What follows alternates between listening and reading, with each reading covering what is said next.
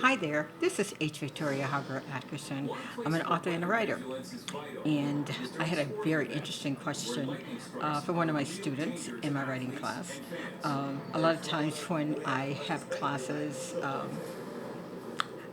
some of the most valuable conversation go on outside of that classroom, and this was one time. This question came to me late at night.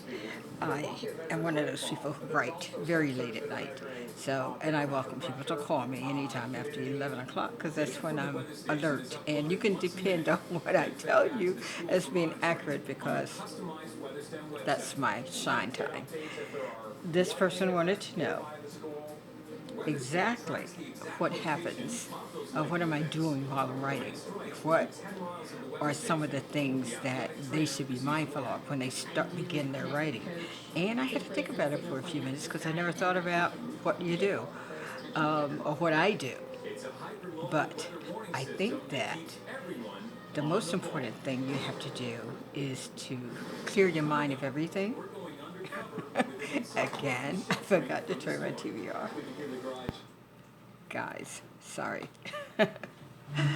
um, they, I just found out that there was an eruption at Mount Vesuvius, I believe it was. I don't know, but I'm just waking up, so my day is just beginning.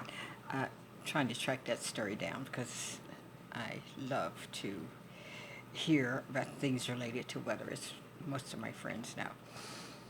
Now, back to the question. Um, what happens when I'm writing? So this is something that I kind of spent a day or two trying to think about. And I think the most important thing is for you as a writer, if you're going to write, take the most important things with you when you go to your writing area, whether that's an office or sitting at your dining room table. The most important thing for you to do is to take your ideas and your writing instruments and close the rest of the world out. It's not important at this point for you to take textbooks or reference books or anything like that while you're writing your story or your article or your poem. I think this is what makes a writer special because when you orient yourself with just your ideas, your spirit, and the things that make you special, I think that's what makes your writing special. And I think that's one of the things that will help you most. If you ignore everything, if you have developed a topic that you want to write on, all the research should have been done at this point.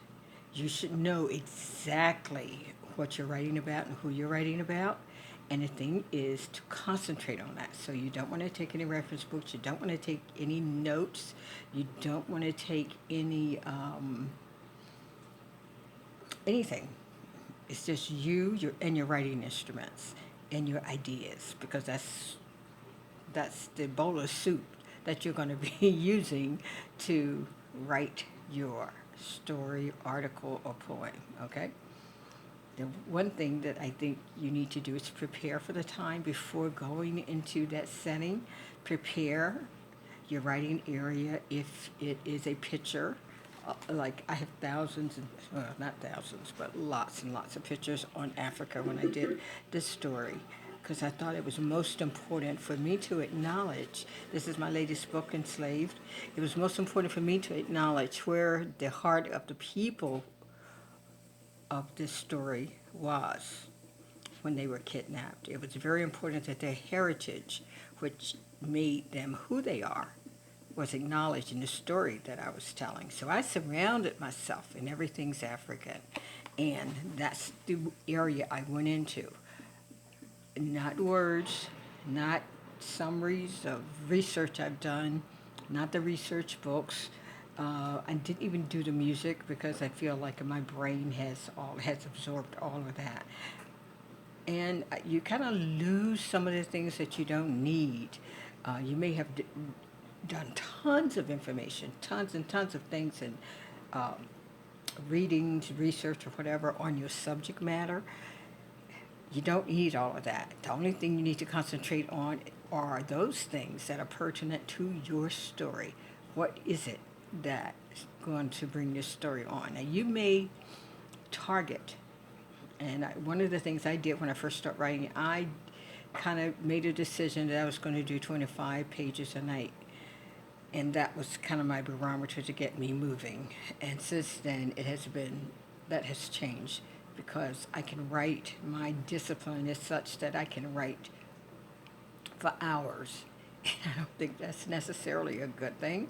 I think it's just something that I do. So everyone has to decide what they want to do. But I think especially that first draft of your book, your poem, or your article, you should take yourself and your writing instrument and go into your writing area and explode on the page.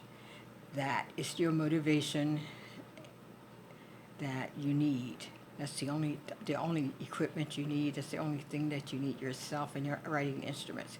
Go in there and then pour your heart out in your story or in your article, in your writing or your poem, and just let that be. You don't think about anything else. Don't think about the research you've done. Don't think about all the facts that you researched and required you to know, things that you are required to know about your subject matter.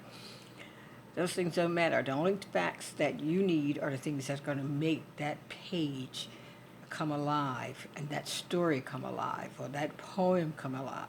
So take a breath of air before you go in. Go to the bathroom. Get your coffee cup. Take a glass of water.